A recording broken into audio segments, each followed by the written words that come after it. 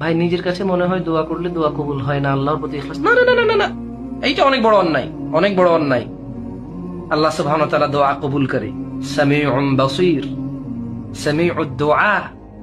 আপনি আল্লাহর কাছে দোয়া করবেন, সেই দোয়া কবুল হবে এই আস্থা রাখবেন, আল্লাহর প্রতি ভরসা রাখবেন। আপনি দোয়া করেছেন, আল্লাহ সেটা শুনেছে, এই আস্থা রাখবেন। আপনার দোয়া আল্লাহ কবুল করবেন, এই আস্থা রাখবেন।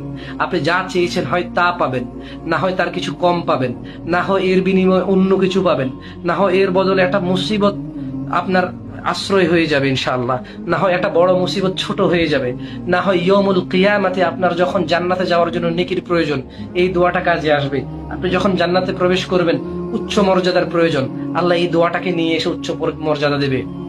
দোয়া করবেন আল্লাহর কাছে, চাইবেন মন ভরে, হাঁটতে উঠতে বসতে ঘুমাতে খেতে দোয়া করার জন্য ওযু থাকা জরুরি না।